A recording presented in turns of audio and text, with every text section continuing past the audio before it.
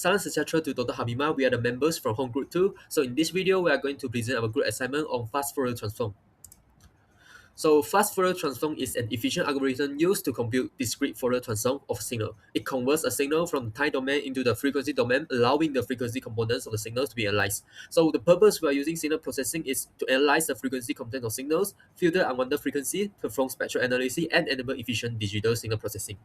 The main limitation of the discrete Fourier transform is its massive computational complexity known as O(n)². Here, the O stands for order. We simply describe how the processing time scales as the dataset gets larger. Because the DFT requires n² complex multiplication, the number of math operations explodes quadratically as data grows. It is simply too slow and inefficient for real-time signal processing. Now let's look at how the FFT improves the efficiency of DFT. When we calculate the DFT directly, many operations are repeated, which make the process slow, especially for large value of n. The FFT solves this by dividing the DFT into multiple smaller parts, reusing the intermediate result and eliminating the redundant calculation. For example, when n equal to 1024, DFT need about 1 million operation, while FFT only need 10,000 operation, which make the signal processing much faster. The FFT works using divide and conquer method. First, the input sequence is divided into even index and odd index samples. Then the DFT of each smaller sequence is calculated. After that, the results are combining using Twiddle factor. This process repeats recursively until only small 2-point DFTs remain. Finally, the butterfly structure is the basic unit of FFT. It combines two input values, applies a Twiddle factor, and produces two output values using addition and subtraction. By repeating this structure at each stage, the FFT reduces repeated calculations and performs the DFT much more efficiently. And now we are going to discuss some example questions based on the theorem that we discussed before. So for the first question, we are given the input signals, and then we are trying to find the DTFT magnitude response of the input signal. So firstly, we're using the general equation of the magnitude response of DTFT, and then we're trying to find the first term, second term, and third term, and fourth term by using the value of omega, which is 0.25 pi, and then we get the sum of real part and sum of imaginary part, and then we get the magnitude of the DTFT by using the formula square root of the square of real part and imaginary part, and the final answer will be 1.082. Now I will explain question B. So we need to use at point DFT to first find the K value, and given omega equals to 0.25 pi. So we need to know that at point DFT, the number of sample n equals to 8, and omega equals to 0.25 pi is given in the question. So from the formula, DTFT formula, and from question A, we'll get this, and we'll compare it with this formula. So after some calculation, we'll get omega equals to 2 pi k over n, and n is given 8, and omega is 0.25 pi. So after some calculation, we'll get k equals to 1. So after getting k equals to 1, so we'll sub k equals to 1 into this formula. So here k equals to 1, k equals to 1, and n equals to 8. And before calculating the magnitude, we'll calculate x k equals to 1. So we'll expand everything. So after expanding, for example, e power of 0 will get 1. And for these three, we will need to use Euler's formula. So by using Euler's formula, we need to make sure our calculator in radian mode. And for example, e power of negative j 0.25 pi, we'll get square root 2 over 2 minus j square root 2 over 2, and we'll sub it into here. So after some calculation, we'll get 1 plus in the bracket minus 1 plus square root 2j. So in order to calculate the magnitude, we'll sub everything here. So square root 1 square plus everything square equals to 1.082, which is the same as question A.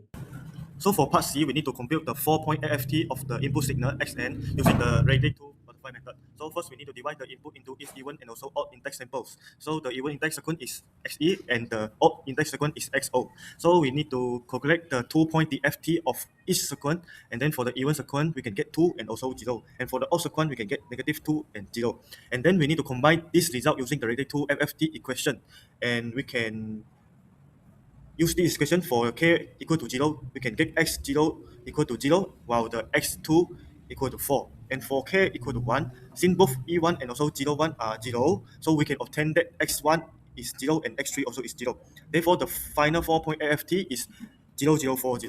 And for the computation complexity, a 4-point radiate 2 FFT has log 24 equal to 2 stages. So each stage contains n divided by 2 and equal to 2 butterfly. So we can say that the 4 butterfly is the total butterfly. So 3 factors to radix 2 FFT speed is divide and conquer decomposition, which means recursively splits the endpoint DFT into smaller n points DFT, as well as Twiddle factor symmetry and periodicity, which means the Twiddle factor W repeats and mirror across stages, and finally butterfly computational structure, which means each butterfly needs only one complex multiplication plus one addition and one subtraction. So comparing direct DFT with radix 2 FFT is quite direct. The valid input length for DFT is any positive integer, but for the radix 2 FFT, it must be the power of 2. For the computational complexity, for direct DFT, it's O multiplied by n squared, and for radix 2 FFT, it will be O multiplied by n log base 2n.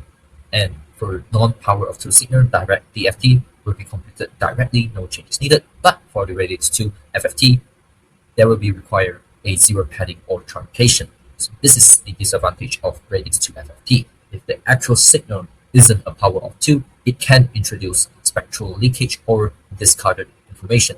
This is while the direct DFT has no such restriction or limitation since it works for any n. So what are the real-world applications for the radix 2 FFT?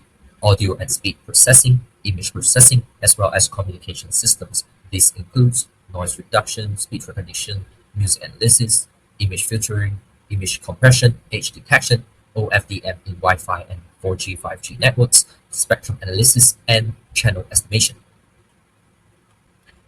Thank you for watching.